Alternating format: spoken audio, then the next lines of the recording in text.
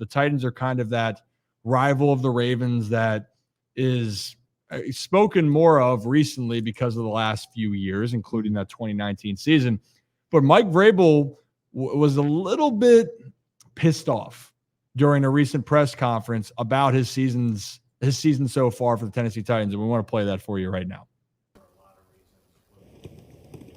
Expand on because it sucks to lose, Gentry. Trey, ever need to show you anything? Did you have another thought, or no? I'm just curious. Well, it fucking sucks. Losing.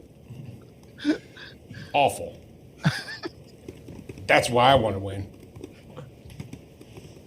Because you don't sleep. You want to win for the players that bust their tail. That's it.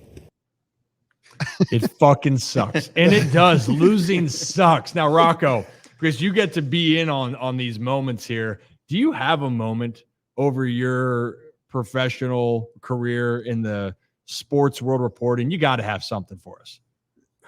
Not necessarily.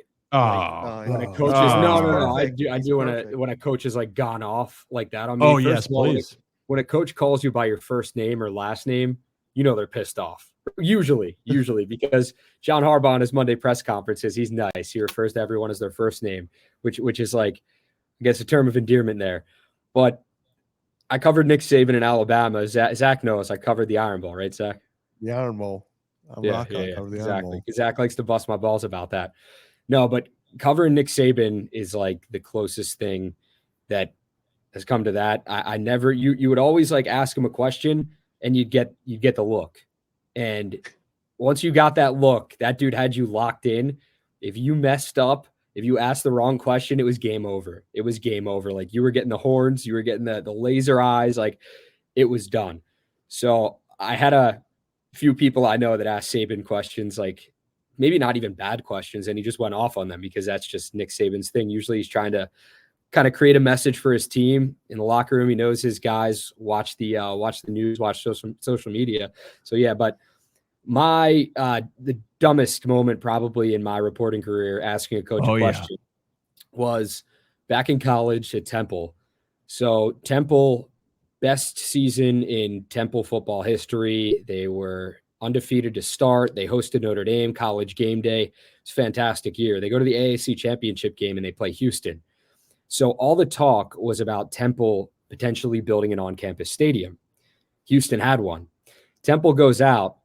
Greg Ward Jr. just torches them. Temple ends up losing the game. I forget what the score was. I don't remember if it was close or not, but I know Greg Ward went off in that game at quarterback. After the game, I was instructed by my student sports director at the time, to ask Matt Rule a question, regardless, about an on-campus stadium. So what my dumbass did was I listened, and they just lost the biggest game of their season. Matt Rule probably lost the biggest game of his career at that point in time. Everyone's just down in the dumps asking about the loss, and I go, hey, coach, like Houston, great atmosphere, on-campus stadium. What are your thoughts on Temple potentially building one in Philadelphia? And just the room got radio silent. Everyone just kind of like turned their heads, shook their heads. There's a guy I know that still gets on me about it to this day. And it was just one of the lowest points of my career by far. So he could have gave me the Mike Vrabel answer. I wouldn't have blamed him at all. But he was Matt Rule. Love him. Very nice about it. He's just like, not the time and place to talk about this. I wish he ripped you a new asshole. I really did. Time and place. You were, oh my God. Dude, I was going to say, Matt Rule is like way too nice. Like, he was probably the best coach to ask somebody like a question like that, because he is super nice. He's like one of those super nice coaches, but like imagine asking Belichick a question like that. Dude, if I asked Saban that, imagine if I asked Saban that or Belichick, I'd be dead. Yeah. You probably wouldn't have a job. You would not be here. That would have been insane. Like, I think Matt Rule just thought like, this is a dumbass student reporter that just doesn't know time or place. So I'm going to be nice, let him down easy. But he could have really came after me and he didn't. So shout out to Matt Rule for that. When you do get yelled at, we're having an emergency press conference. Yes. It's because I want one of those like the Mike Gundy, like, come after me, I'm 40. And I want him to be yelling, and I want it to be like your question.